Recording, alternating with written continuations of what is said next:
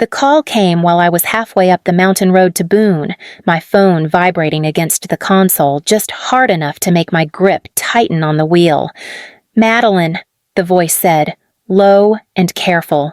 "This is Aaron, the contractor. We need you up here now." "What happened?" I asked. I was already slowing down, heart thudding. "We opened a false wall in the loft. There's a digital lockbox hidden behind it." He paused. "Your sister's name is engraved on it. Claire Brooks." I pulled over without thinking, gravel crunching under the tires. "Are you sure I wiped the dust off myself?" he said. "I don't think you should come alone. Please bring your parents.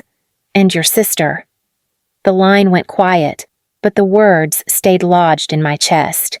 This story is an original creation by the writing team of the Revenge Pulse channel, inspired by the hidden corners of family life and told with the purpose of fostering emotional connection and spreading understanding. I called my parents first. I didn't explain. I just said, "Something came up at the house. We all need to be there." My mother's voice sharpened immediately. "What kind of something?" I kept it short. "Something that can't wait." Claire answered on the second ring. "I'm in Boone," she said. "What's wrong?" I told her the same thing I told our parents. "Meet me at the house. Please." By the time I arrived, the renovation crew had cleared out of the loft, tools stacked neatly by the stairs like they didn't want to be witnesses. Claire got there next, breathless, eyes searching my face. "Madeline, you're scaring me." I took her hand and didn't let go.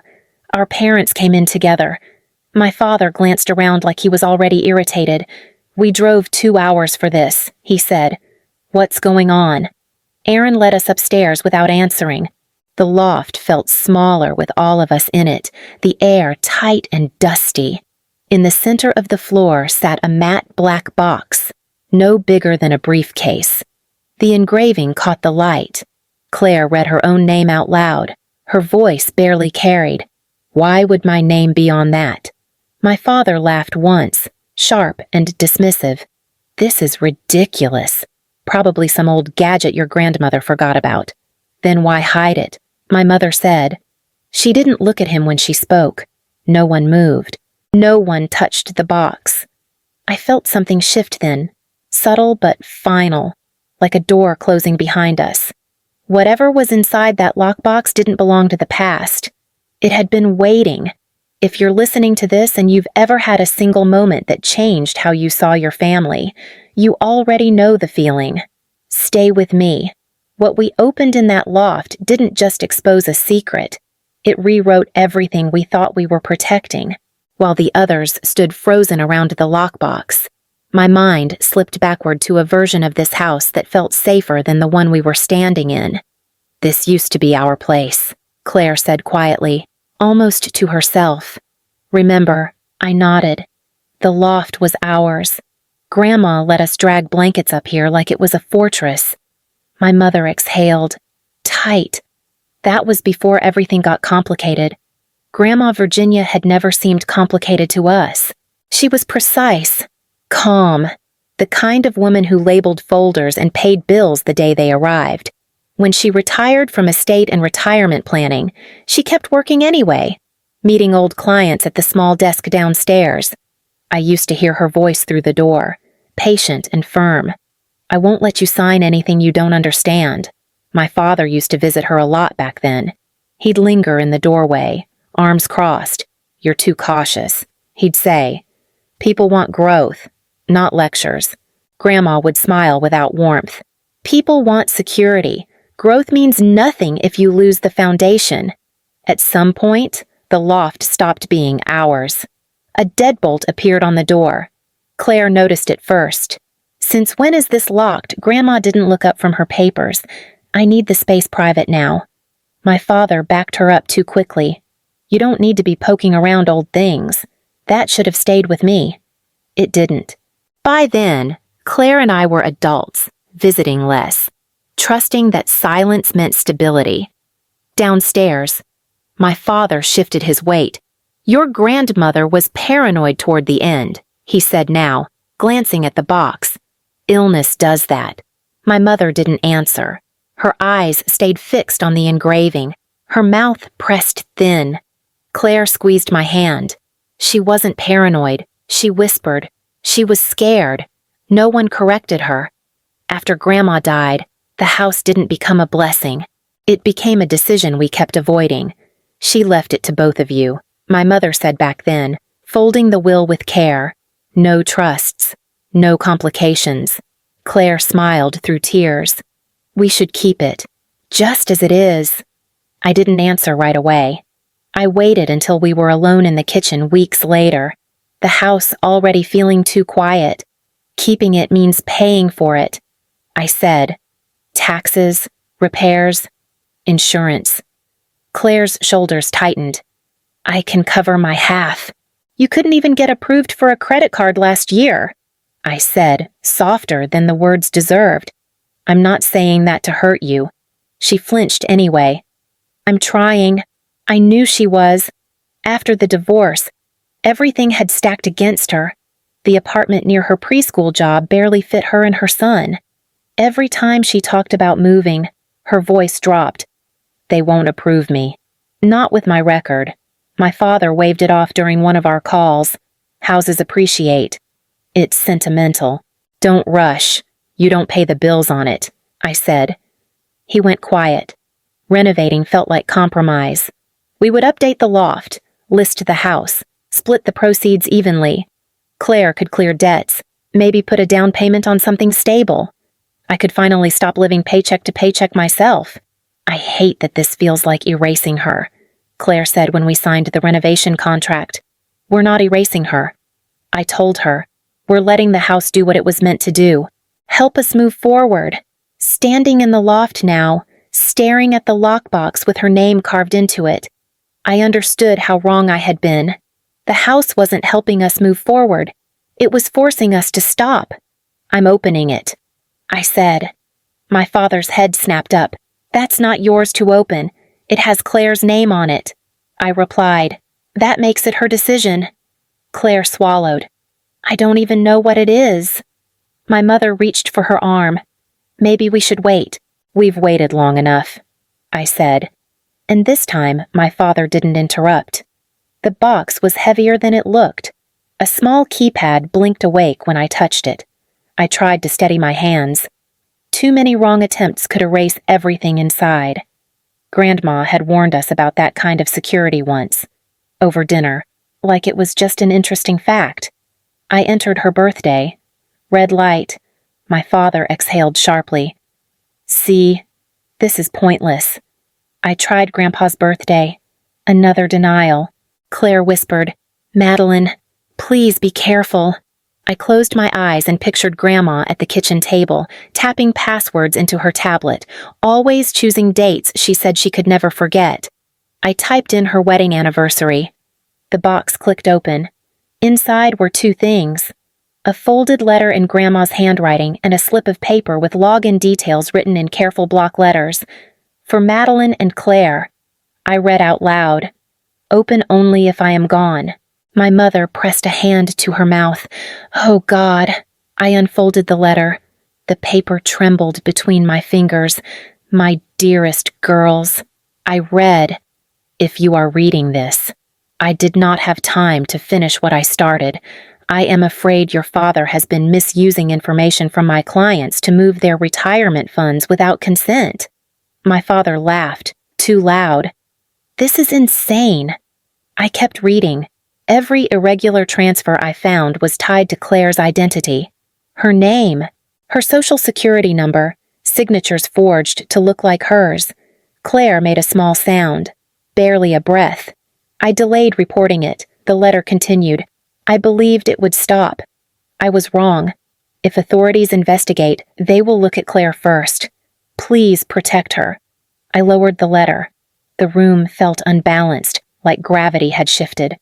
My father stepped forward. Your grandmother was sick, he said. You can't take this seriously. My mother didn't look at him. Virginia didn't confuse facts, she said quietly. At the bottom of the letter. Grandma's handwriting wavered. I am so sorry I waited. Blood blinded me. Do not let it blind you. I folded the letter and slipped the login paper into my pocket. Whatever that box had been guarding. It wasn't money. It was the truth she had been too afraid to say out loud. I didn't stay in Boone that night. I told Claire I needed space to think, which was only half true. What I needed was distance from our parents and a screen I could control. In my apartment in Raleigh, I spread the letter on the kitchen table and opened my laptop. The login details worked on the first try. A plain dashboard loaded, nothing polished, just a single folder labeled Family Review. Inside, the files were messy, scans tilted at odd angles, videos cut off mid-sentence, notes uploaded without dates.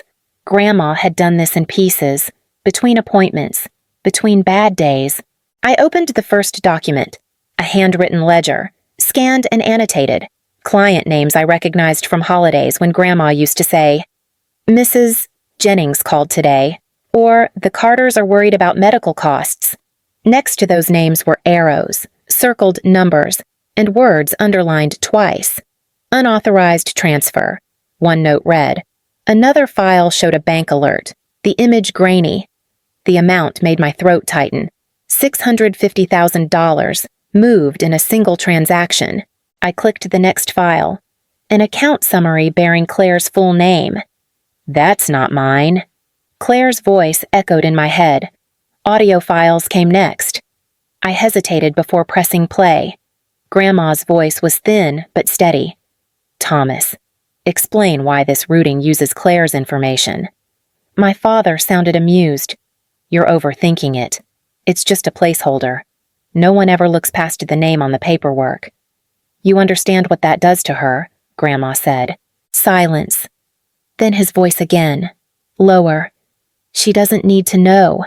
I paused the file and leaned back, air burning in my chest. This wasn't one mistake. It wasn't desperation. It was a system. Over 7 years, 9 names repeated across different files, transfers layered through shell entities. Totals climbed past $2.4 million. Every trail ended in the same place. Claire. Another audio clip played. Grandma pressed again. My father deflected. Those clients had more than they needed. I managed risk better than you ever did. Grandma's reply was barely audible. You're destroying your own child. The file cut out. I closed the laptop and sat in the dark for a long time. My phone buzzed. A text from Claire. Did you find anything? I typed back, then erased it. Typed again. Yes. And it's worse than we thought? We need to talk tomorrow. 3 dots appeared, then vanished. Her reply came seconds later. Okay, I'll meet you. Just tell me one thing. I waited. This isn't because I failed, right? I stared at the screen, hands shaking as I answered. No, none of this was ever you. Claire arrived early, already seated with a cup of coffee she hadn't touched. She looked smaller than she had the night before, shoulders folded inward like she was bracing for impact. Just show me, she said as soon as I sat down. Don't soften it. I slid my phone across the table. Screenshots first, account summaries, transfers. Her name appearing again and again. She frowned. That's not my signature. I know. She scrolled faster. I never opened any of these accounts. I know. Her hands started to shake. She set the phone down like it was burning her. This can't be real. I opened the audio file.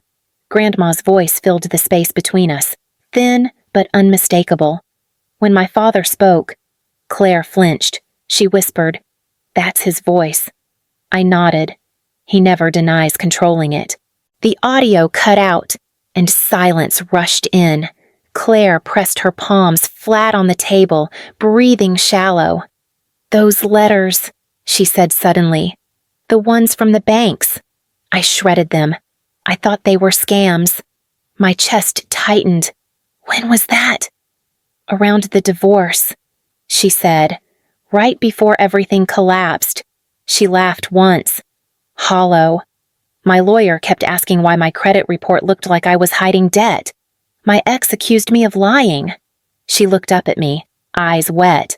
He said he couldn't trust me with money. He said it proved I was irresponsible. I swallowed. You weren't. I know that now. Her voice cracked. But back then, I believed him. I believed everyone. She picked up the phone again, scrolling to the totals. $650,000, she whispered. People lost this much. Over 9 victims. I said. More than $2.4 million total. She shook her head slowly. All this time. I thought I was bad at surviving. I reached for her hand. She didn't pull away. My job offer fell through last year, she said. They said something vague about background checks. I cried in my car and told myself I just wasn't good enough. I leaned closer. None of that was you. Her jaw tightened. The tears stopped. Something harder took their place. He watched it happen, she said. He watched my life fall apart. Yes. She stood up, chair scraping loudly. People turned to look. She didn't care. We're not hiding this, she said. I don't care who he is. She met my eyes. Steady now. We end it. Martha Jennings met us in a small common room, her hands resting on her lap like she was waiting to be evaluated. She smiled when we said Grandma's name. Virginia always made me feel safe, she said. That matters when you're living off what you saved your whole life. I explained why we were there without using my father's name. Claire sat beside me, silent, gripping her coat. Martha nodded slowly as I spoke. I worked with a man your grandmother recommended, she said. Thomas Brooks. He said he was helping her clients diversify. Claire stiffened. He came to my home. Martha continued. Polite. Confident. He handled everything, the paperwork, the transfers. I slid a printed summary across the table. Do you recognize this account? She adjusted her glasses. Yes, that's the one. And this name, I asked gently, pointing to Claire's. Martha shook her head without hesitation. I've never met anyone by that name. I never spoke to her. Everything went through him. Claire's breath caught. Martha's voice softened. $650,000, she said. That's what disappeared. It was meant for my grandchildren's college. Claire finally spoke. Did Grandma know? She tried. Martha said. She called me near the end. She sounded tired. She said she was afraid she waited too long. Claire looked down, her shoulders trembling. Martha reached across the table and took her hand. I want you to hear this, she said firmly. None of this is on you. Claire nodded once, tears spilling freely now. As we left, Claire didn't rush to the car. She stood in the parking lot, breathing deeply. She never even knew my name, Claire said. No, I replied. But she knew the truth. Claire wiped her face and straightened. Then we don't get to stay quiet anymore, she said. And for the first time since the lockbox opened, I believed we wouldn't. Anne Whitfield didn't waste time on pleasantries. She closed the office door and set a thin folder on the table between us. Virginia argued with me about reporting this. She said, she knew the law. Mandatory reporting applies when there's reasonable suspicion. She was afraid the suspicion would land on Claire first. Claire's jaw tightened. So she waited. She gathered proof. Anne corrected. She tried to protect you. I slid the letter across the table. Anne read it once, then again, slower. She knew time was against her. Anne made the call while we sat there. She put the phone on speaker. A man answered, calm, precise. Carlos Mendoza. Anne introduced us. IRS criminal investigation. She said, he handles elder fraud. Mendoza listened without interrupting. When I finished, he said, your evidence shows control, but the name on the accounts still matters. Your sister could be treated as a primary subject before we pivot. Claire straightened. I won't run. I won't lie. I know, Mendoza said. That's not what I'm worried about. I asked, what do we need a conversation? He said, one you're legally part of. Recorded. Let him explain himself. People who believe they're protected by family tend to talk. That night, I called our parents. We found paperwork tied to Grandma's estate. I said, it needs signatures. My mother hesitated. What kind of paperwork, loose ends? I said, we should do it together. She sighed. Your father won't like surprises. He'll be fine. I said. After I hung up, Claire looked at me. If this ends our family, it already ended. I said. We just stopped pretending. She nodded. Then we do it clean. I thought of Grandma's last line, written in shaking ink. Blood blinded me. I wasn't blind anymore. We sat in the living room like it was a normal family meeting. My father took the chair closest to the door. My mother stayed beside him, fingers interlaced in her lap. Claire and I sat across from them, the letter folded neatly between us. I started calmly. We found recordings Grandma made. She was worried about her clients. My father smiled thinly. Your grandmother worried about everything. I pressed play. His voice filled the room, confident and dismissive. No one ever looks past the name on the paperwork. Claire didn't look at him. She stared at the floor, breathing slow and controlled. My father leaned back. This is out of context. I played the next clip. Grandma's voice trembled. You're destroying your own child. Silence followed. My mother spoke first. Madeline, please, we don't need to do this. My father's tone hardened. You think you understand finance better than me. You used her identity. I said, over 7 years, 9 people, more than $2.4 million. He scoffed. They had money sitting idle. I made it work. Claire finally looked up. You let my life fall apart. He shrugged. You survived. My mother reached for him. Thomas, stop. No, I said. This is where you stop. She turned to me, panic rising. If this comes out, we lose everything. Our name, our family. I stood. If protecting this family means destroying my sister, then it was never a family worth saving. The knock came quietly. Carlos Mendoza stepped inside with 2 agents. Thomas Brooks, you are under arrest for wire fraud, identity theft, and elder financial exploitation. My father's face drained of color. My mother cried out, reaching for him as he was led away. Months passed. Subpoenas, seized accounts, restitution checks. About 70% returned to those who lost everything. My father accepted a plea deal. 17 years. My mother chose to stand by him. Claire and I chose something else. She cleared her record. Identity theft affidavits. A clean credit report. A modest home near Raleigh.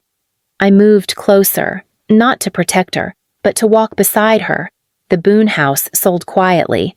On the last day, I went up to the loft alone and pressed Grandma's letter back into the wall, sealing it behind fresh drywall, not to hide the truth, to mark where it ended. If you're still listening, you already know why this matters. Families survive on silence until silence starts destroying the wrong people. If this story resonates, share it. Someone out there is still blaming themselves for damage they didn't cause. We didn't get our childhood back. We got our names. And that was enough.